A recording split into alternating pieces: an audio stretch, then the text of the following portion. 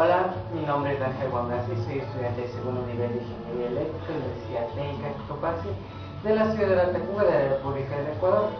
Bueno, el día de hoy les voy a explicar sobre cómo fue el proceso de construcción de un mini generador eléctrico, el cual en este proyecto tiene como finalidad poner en práctica los conocimientos obtenidos en la materia de física para, como se ha dicho, para la construcción de este mini generador eléctrico, y a su vez nos sirva para poder apreciar de primera mano cómo se produce este fenómeno para la obtención de un voltaje. Bueno, a continuación voy a proceder a explicarles qué materiales he utilizado, ya que en este caso se utilizó una parte de materiales reciclados y una parte de materiales que necesariamente tuvo que comprar. Bueno, a continuación voy a proceder a explicarles el proceso de construcción y cuál es su forma de funcionamiento, y a su vez de cuáles son los fenómenos que intervienen para la generación de energía en un generador. Bueno, vamos a empezar.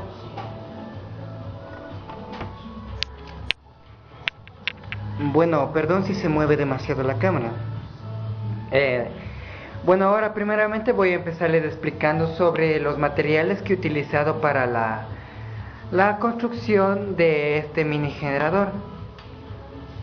Bueno, en primer lugar les voy a decir que he utilizado como el generador una bomba de combustible de 4 bares de un Ford Explorer, de un vehículo Ford Explorer,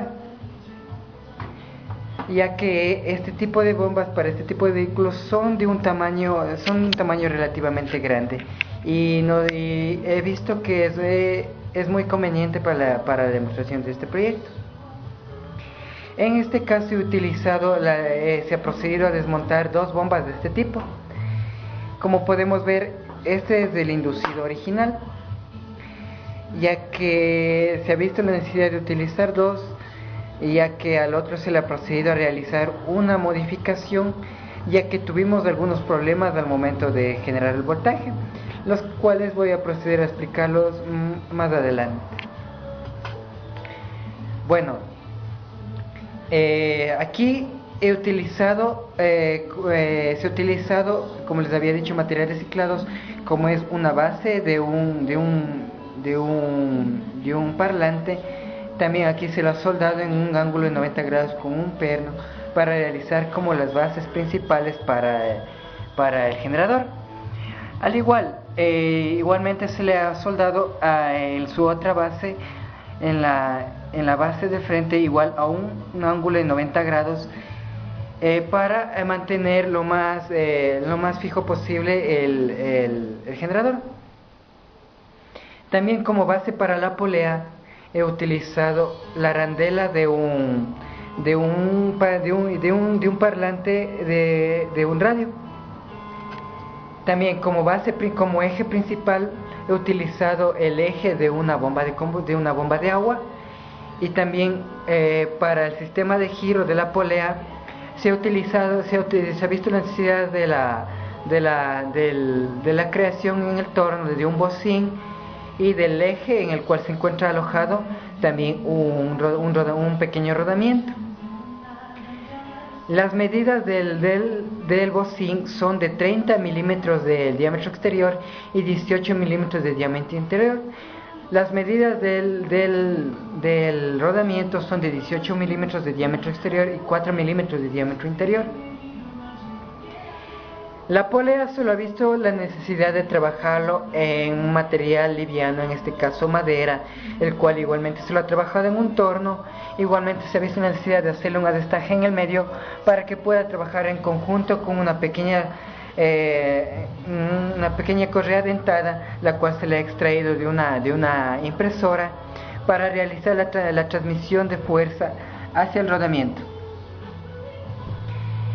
También aquí, como material para fijar, o sea, para pegar las bases principales hacia la base de vidrio que he utilizado en este caso, se ha utilizado una resina epóxica, la cual presenta un alto grado de adherencia para este tipo de trabajos.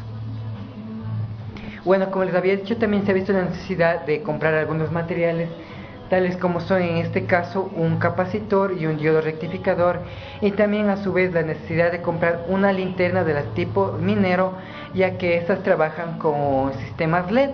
En este caso serían 7 foquillos LED, ya que se ha visto que son mucho más eficientes que los bombillos de hilo incandescente. También he utilizado como material reciclado un cable USB para la transmisión del voltaje hacia los demás sistemas. Bueno, ahora voy a proceder a explicarles un poco sobre cómo trabaja el generador. Bueno, como les había dicho, el generador es un elemento el cual aprovecha los fenómenos magnéticos para generar un movimiento de electrones en su interior, y este a su vez, cuando se cierra el circuito, generan un voltaje. ¿Pero por qué sucede esto? Bueno, vamos a ver primeramente por sus elementos. Como les había dicho, este es un rotor, el cual consta de 12 espiras originalmente, al igual que 12 divisiones de su colector. El colector normalmente viene configurado en material de cobre, posteriormente aislado cada uno de sus divisiones. El rotor es un cilindro donde se enrollan las bobinas de cobre, en este caso hilo de cobre, que se hace girar a una cierta velocidad, el cual corta el flujo inducido por los imanes y el cual produce un voltaje. Las espiras, en el inducido suele tener muchas espiras, y el anillo colector también está dividido en igual número de espiras, las cuales, como les había dicho, están aisladas entre sí, formando lo que se denomina el colector. También aquí podemos ver que en este caso el inducido se encuentra girando alrededor de una barra fija. En este caso sería su eje principal, en el cual gira libremente.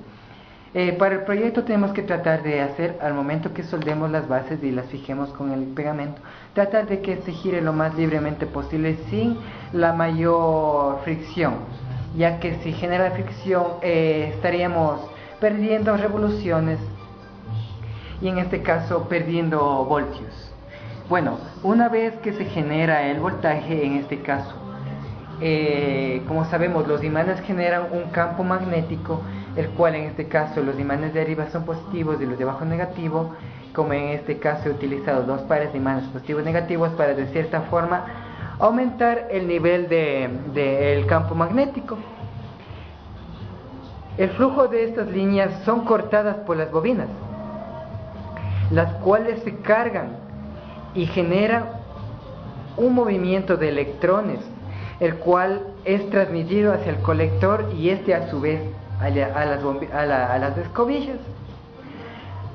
Las escobillas son las que están en fricción constante con el colector. Las escobillas generalmente vienen configuradas en material de grafito o de carbón. En el caso de las mías, las originales de la bomba, son de carbón, las cuales estas también a su vez transmiten el voltaje hacia sus terminales, en este caso positivo y negativo. Bueno, como les había dicho, se tuvo que modificar el inducido, para lo cual me olvidé también de explicarles que se vio la necesidad de comprar 8 onzas de hilo de cobre número 34 para su posterior rebobinado.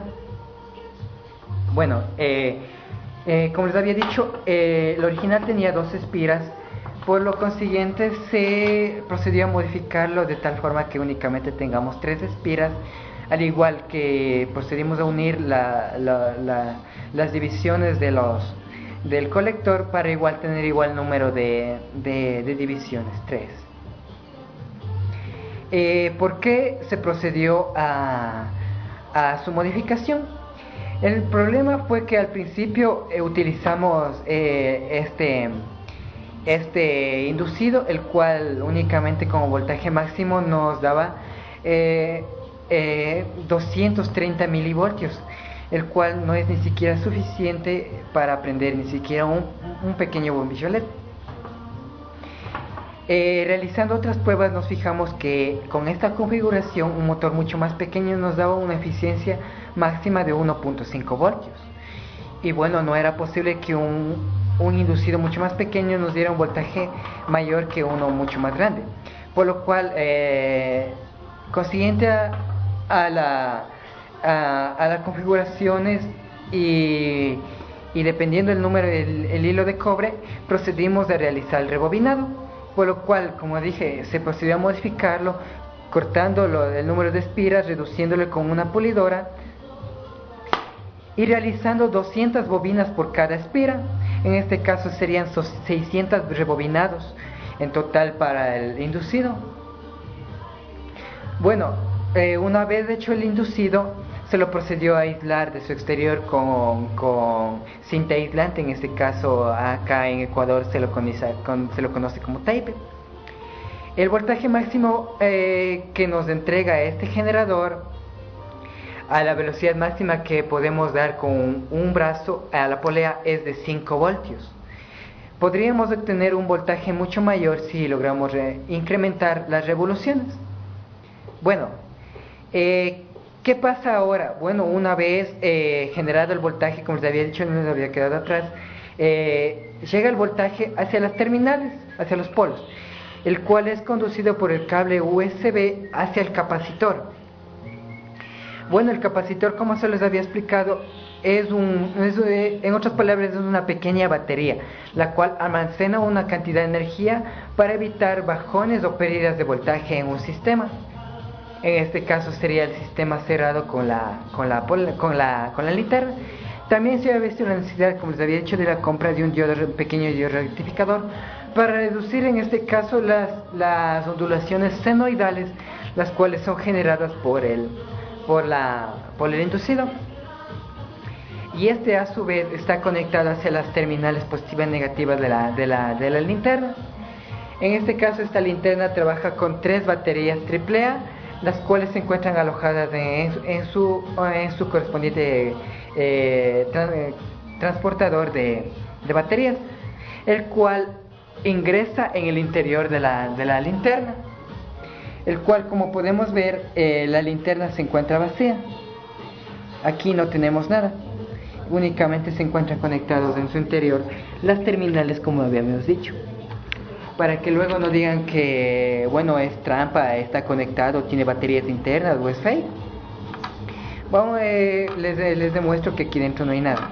Ahí únicamente el voltaje que vamos a obtener es directamente del generador o alternador. Bueno, como les había dicho también que tenemos las líneas senoidales. ¿Por qué se dan las líneas senoidales?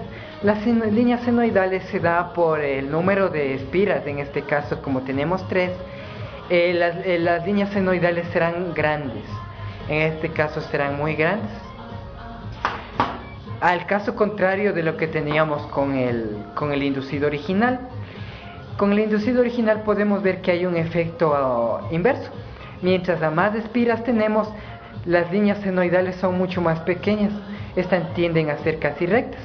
Por ejemplo, si tendríamos un número muy elevado de espiras, casi no tendríamos variaciones de voltaje, ya que en este caso en un lado son positivas y en el otro son negativas, ya que son senoidales.